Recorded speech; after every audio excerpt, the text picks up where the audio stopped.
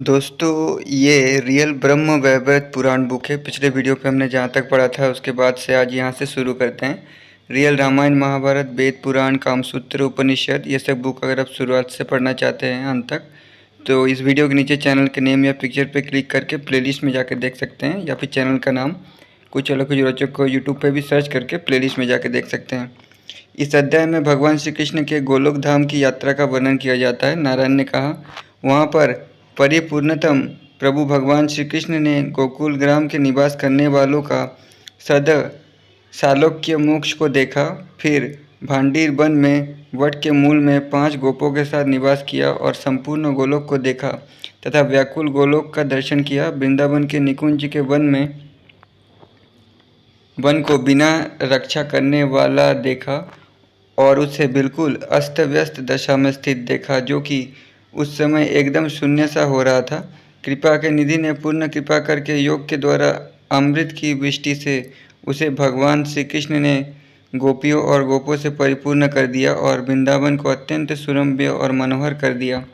उन्होंने गोकुल में रहने वाले गोपों का संप्रसादन किया और अत्यंत मधुर, हितपूर्ण एवं नीति से भरे हुए वचन बोले, जो कि बहुत ही दुर्लभ थे। श्री भगवान ने कहा, हे गोपों के समुदाय, हे बंधु, आप सब सुखपूर्वक रहते हुए स्थिर हो जाओ। इस परम पुण्य स्थल वृंदावन के निकुंज के वन में कृष्ण का प्रिया के साथ रमन और सुरम्य रासमंडल और अधिष्ठान तब तक निरंतर ही रहेगा जब तक इस जगत के तल में चंद्र और दिवाकर रहेंगे। इसके अनंतर संपूर्ण जगतों के विधाता वहाँ मांडीर वन में आ गए। स्वयं शेष धर्म और भवानी जगदम्बा के साथ स्वयं साक्षात शिव, सूर्यदेव, महेंद्र, चंद्रमा, अग्निदेव, कुबेर, वरुण, पवन देव, यमराज, ईशान, 8 वसुदेव, समस्त ग्रह, सब रुद्र मुनिगण और मनु वर्ग सब बड़ी ही शीघ्रता से वहां आ गए जहाँ की भगवान प्रभु श्री कृष्ण विराजमान थे। सब ने भूमि में पतित होकर दंड की भांति प्रभु को प्रणाम किया और इसके अनंतर ब्रह्मा स्वयं प्रभु से कहने चल लगे। ब्रह्मा ने कहा, हे प्रभु, आप तो परिपूर्णतम हैं, ब्रह्म के स्वरूप वाले हैं और नित्य विग्रह धारण करने वाले हैं। हे प्रभु, आप ज्योति के स्वरूप वाले हैं, सबसे परम एवं प्रकृति से भी पर हैं। आपको मेरा नमस्कार है। हे प्रभु, आप भली भांति निर्लिप्त हैं, बिना आकार वाले हैं और ध्यान करने के कारण से ही साकार भी हैं। आप स्वेच्छा से परिपूर्ण परधाम है। हे परमात्मन, मेरा आपकी सेवा में प्रणाम निवेदित है। आप समस्त कार्य के स्वरूप वाले ईश हैं और आप कारणों के कारण हैं। आप ब्रह्मा, ईश, शेष, देवेश और सर्वेश हैं। आपको मेरा बार बार प्रणाम है। आप स्वयं सरस्वती की ईश है, लक्ष्मी के स्वामी हैं, पार्वती के पति हैं और आप पर से भी पर हैं। सावित्री के स्वामी आप, राधा के पति हैं, रासमंडल के स्वामी हैं। आपको मेरा बार बार प्रणाम है। हे प्रभु, आप सबके आदि स्वरूप हैं, आप सबका स्वरूप तथा सबके ईश्वर हैं। आप सबके पालन एवं रक्षण करने वाले हैं, सबके संहार करने वाले और आप सृष्टि के स्वरूप वाले हैं। ऐसे आपको बारंबार प्रणाम है। हे प्रभु, आपके चरण कमल की रज के स्पर्श से ये वसुंधरा परम पवित्र एवं परम भाग्यशालिनी धन्य हुई है। हे नाथ, आपके यहाँ से पधार जाने पर जबकि परम पद को आप प्राप्त होंगे तो ये भूतल एकदम शून्य ही हो जाएगा। हे प्रभु, 125 वर्ष समाप्त हो गए हैं। आप इस विरह से आतुर वसुंधरा का त्याग करके इसे रोती हुई छोड़कर अपने स्थान पर जाते हैं। श्री महादेव ने कहा, हे प्रभु, आपसे जब ब्रह्मा ने प्रार्थना की तो आप यहाँ भूतल में पधारे हैं। अब इस भूमि के भार का हरण करके आप अपने नित्य गोलोक धाम को जा रहे हैं। तीनों लोकों में ये पृथ्वी परम धन्य है, जो आपके चरणों के स्पर्श को प्राप्त कर तुरंत पूत हो गई है। हम मुनि लोग भी परम धन्य तथा भाग्यशाली हैं, जिन्होंने आपके चरण कमल का साक्षात दर्शन यहाँ पर प्राप्त किया है। जो ऊर्ध्वरेता मुनियों के ध्यान में भी असाध्य और दुराराध्य है, वो परमेश अनग इस समय भूतल में चक्षुओं के सामने प्रत्यक्ष विराजमान हो रहे हैं। सबका निवास वासु है, जिसके रोमों के विवरों में अनेक विश्व रहा करते हैं। उस महाविष्णु का भी देव इस महातल में वासुदेव हैं। बड़े 2 शिरोमणियों को सुदुर्लभ आप हैं, यानी ब्रह्म को विष्णु से भी ऊपर यहाँ पे बताया गया है। यहाँ पे दोनों को अलग अलग बोला गया है।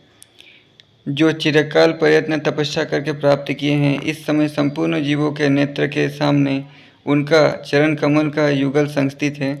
अनंत ने कहा, भगवान और अनंत तो आप ही स्वयं हैं, मैं तो एक कलांश हूँ।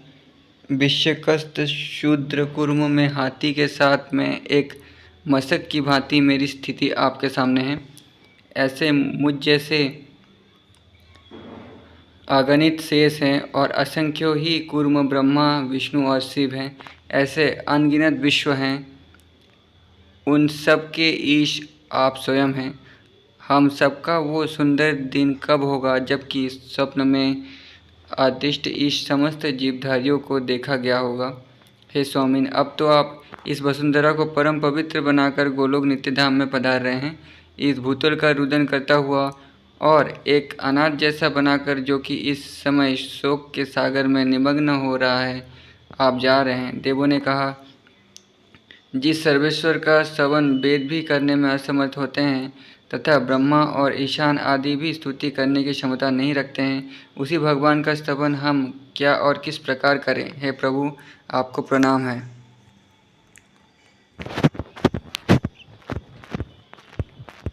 इतना कह करके वे सब देवगण द्वारकापुरी को चले गए।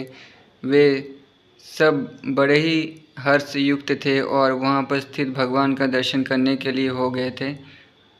इसके अनंतर उनके गोपाल उत्तम गोलोक को चले गए। ये भूमि बहुत ही भीत होकर कंपित होने लगी और सातों समुद्र चलायमान हो गए। ब्रह्मशाप से श्री से हत द्वारकापुरी को त्याग कर राधिकेश्वर भगवान श्री कृष्ण कदम मूल में स्थित मूर्ति में प्रवेश कर गए। वे समस्त यादवगण चिरका युद्ध में मर गए। संपूर्ण देवियाँ अपने स्वामी के साथ चिता में समारूढ़ होकर प्रयाण कर गई। कहने का मतलब है, मूर्ति में चले गए मतलब कृष्ण की मृत्यु हो गई। कृष्ण की मृत्यु का जो कांड है वो महाभारत में लिखा हुआ है और कुछ पुराण में है। यहाँ पे उतना डिटेल में नहीं बताया गया है क्योंकि बहुत सारे पुराणों में लिखा गया है। इसलिए अर्जुन ने अपने नगर में पहुंचकर राजा युधिष्ठिर से कहा, राजा युधिष्ठिर, तो अर्जुन ने बीच में क्या किया ये भी महाभारत में लिखा गया है। मेरे महाभारत के वीडियोस भी आप देख सकते हैं। राजा युधिष्ठिर भी अपने भाइयों के साथ तथा भार्या द्रौपदी के साथ में लेकर स्वर्ग को चले गए। कदम के मूल में संस्थित परमेश्वर का दर्शन करके ब्रह्मा आदि समस्त देवों ने बड़े ही भक्तिभाव के साथ उनको प्रणाम किया। उनने परमात्मा नारायण प्रभु देव श्याम स्वरूप से युक्त किशोर अवस्था वाले तथा रत्नों के भूषणों से समलंकृत बही के समान परम शुद्ध वस्त्रधारी बनमाला से सुशोभित अत्यंत सुंदर परम मनोहर लक्ष्मी के स्वामी पद्मा आदि से बंदित एवं व्याध के अस्त्र से संयुक्त पाद पद्म वाले प्रभु ने ब्रह्मादि देवों का दर्शन करके उन्हें मंद मुस्कान के सहित अभय का दान दिया। प्रभु श्री कृष्ण ने प्रेम से अत्यंत विह्वल रुदन करती हुई वसुंधरा का समाशासन किया और उस व्याध को जिसने अस्त्र का प्रयोग किया और परमोत्तम अपने पद को भिजवा दिया, यानी वही व्याध जिसने कृष्ण पर बाण चला दिया था, वही लग करके खून बहने के कारण कृष्ण की मृत्यु हो गई थी। और उस समय व्याध लोग तीर में विष भी मिला देते थे ताकि शिकार मर जाए।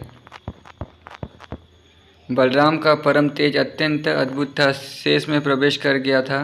प्रद्युम्न का ब्रह्म में और अनिरुद्ध का काम में तेज प्रविष्ट हो गया था। अयोनि से संभव होने वाले महालक्ष्मी देवी रुक्मिणी है नारद, साक्षात अपने शरीर से ही वैकुंठ लोक को चली गई। कमलालय सत्यभामा ने पृथ्वी में प्रवेश कर दिया और स्वयं जामवंती देवी ने विश्व की माता पार्वती के तेज में प्रवेश किया। जो देवी इस भूतल में जिनका भी अंश स्वरूपा थी, वे सब उनमें ही पृथक पृथक प्रवेश कर गई।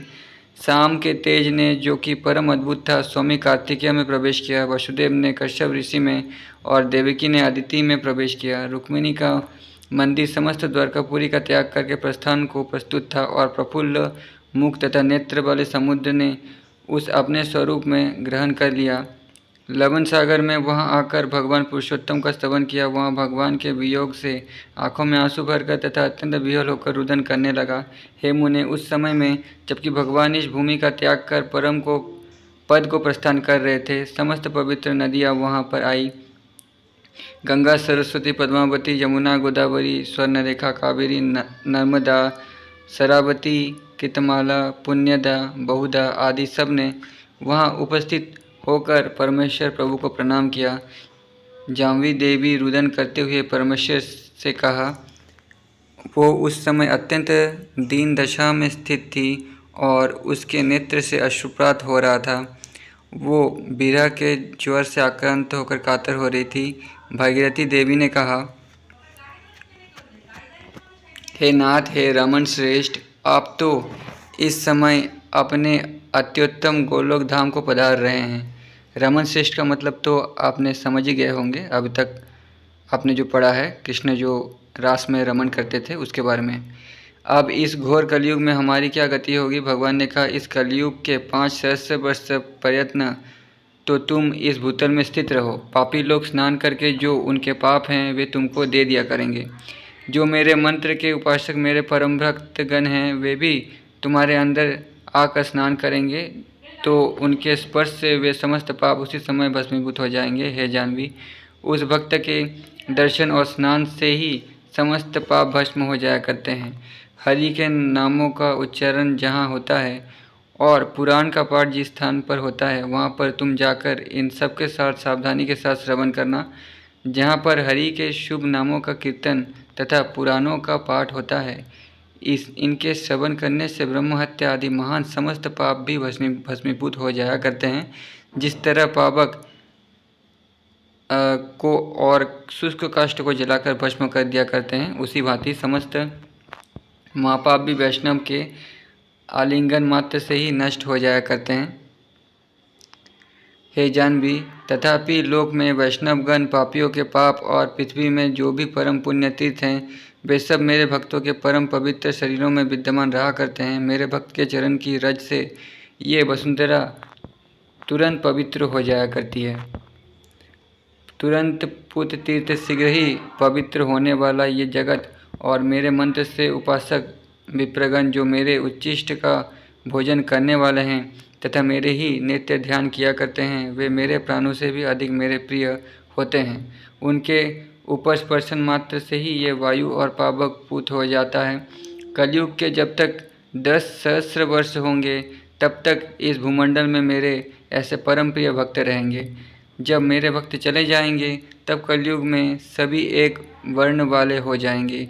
जिस समय ये पृथ्वी मेरे भक्तों से बिल्कुल शून्य हो जाएगी, तब पूर्णतया ये कलयुग के प्रभाव से ग्रस्त हो जाएगी। मेरे भक्त, मैं का मतलब कृष्ण ने गीता में पहले ही बता दिया है।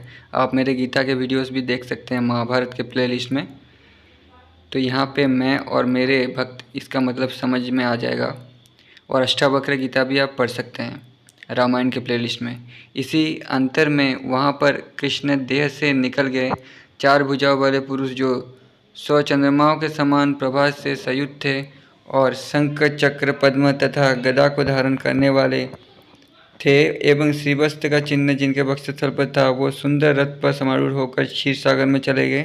फिर स्वयं मूर्तिमती सती सिंधु कन्या भी चली गई। श्री कृष्ण के मानस के सुसंपन्न मर्त्य लक्ष्मी मनोहर हो गई। जगतों के पालन करने वाले विष्णु के श्वेत द्वीप में चले जाने पर, जो कि शुद्ध स्वरूप वाले थे, उनके 2 रूप हो गए। जो उनका दक्षिण अंग था, वो तो 2 भुजाओं वाला गोपाल स्वरूप से संयुक्त हो गया था। उनका स्वरूप नवीन जलद के समान श्याम था और पीताम्बर से परम शोभित हो रहा था। उनका मुख श्री से संपन्न और नंद स्मित से युक्त था तथा पद्म के तुल्य सुंदर उनके नेत्र थे। सैकड़ों करोड़ चंद्रों के सौंदर्य के समान उनका अद्भुत सौंदर्य था और शतकोटि कामदेवों की प्रभा को धारण करने वाले थे। उनका परम आनंदमय स्वरूप था और वे परिपूर्णतम प्रभु थे। स्वयं निर्गुण परम धाम और परम ब्रह्म के स्वरूप वाले थे। वे सबके परमात्मा तथा अपने भक्तों पर कृपा करके ही शरीर धारण करने वाले थे। भगवान नित्य देहधारी ईश्वर और प्रकृति से भी पर हैं। योगीगण जिनको सनातन ज्योति रूप जाना करते हैं, योगी लोग जिसको अपने अंदर में नित्य रूप ज्योति भक्ति की भावना से जानते हैं, वेद जिसका स्वरूप परम सत्य कहते हैं और विचक्षण लोग उसे नित्य एवं आद्य कहा करते हैं, समस्त देवगण जिसको परम स्वेच्छामय प्रभु कहा करते हैं, सिद्धेंद्र तथा मुनिगण जिसको सर्वरूप कहते हैं, योगींद्र भगवान शंकर जिनके स्वरूप को अनिर्वचनीय कहते हैं और विधाता स्वयं जिनका स्वरूप समस्त कारणों का भी कारण बताते हैं, शेष जिसको अनंत कहते हैं, वो नवधारूप वाला ईश्वर है। वो 6 धर्मों का 6 प्रकार का ईप्सित स्वरूप वाला है। वह वैष्णवों का एक रूप, वेदों का एक रूप, पुराणों का एक रूप, 9 प्रकार का कहा गया है। ये दर्शन शास्त्र है और शंकर जिस मत को कहते हैं, ये अनिर्वचनीय वैशेषिक विचक्षण उनको नित्य कहते हैं। सांख्य शास्त्र उस देव को ज्योति स्वरूप वाला सनातन कहता है। मेरा अंश दर्शन उसके सर्व रूप और सबका कारण बताता है। पातंजल भी उसको अनंत और वेद सत्य स्वरूप वाला स्वेच्छामय तथा पुराण पुरुष कहते हैं। भक्त लोग नित्य विग्रहधारी बताते हैं। वही गोलोक धाम के नाथ, राधा के ईश, नंद के नंदन, गोकुल में गोप के वेश को धारण करने पुण्य वृंदावन के निकुंज वन में हैं। वैकुंठ लोक में यही 4 भुजाओं के धारण करने वाले स्वयं महालक्ष्मी के पति हैं और भगवान नारायण हैं, जिनका नाम ही मुक्ति के करने का कारण होता है। हे नारद, एक बार नारायण इस नाम का उच्चारण करके पुरुष 300 कल्प पर्यंत गंगा आदि परम पवित्र तीर्थों में स्नान किया हुआ हो जाता है। सुंदर नंद और कुमुद नामधारी पार्षदों से परिवारित होकर शंख, चक्र, गदा और पद्म इन आयुधों को धारण करके श्रीवत्स के चिन्हधारी कौस्तुभ मणि से समलंकृत होते हुए तथा बनमाला से विभूषित होकर एवं समस्त वेदों का द्वारा श्रवण किया गया भगवान यान के द्वारा अपने पद धाम वैकुंठ को पधार गए। वैकुंठ नाथ के चले जाने पर राधा के ईश स्वयं प्रभु ने त्रिलोक्य के मोहन करने वाला परम उत्तम मुरली को ध्वनि की थी। हे नारद, पार्वती के अतिरिक्त समस्त देवगण मुनिगण उस वंशी के नाद से मूर्छा को प्राप्त होकर अचेतन हो गए।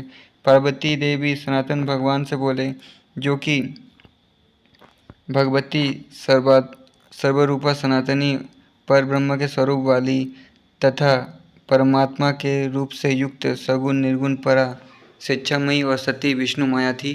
पार्वती ने कहा था, हे प्रभु, गोलोक में रासमंडल मध्य में मैं एक ही राधिका के स्वरूप वाली हूँ।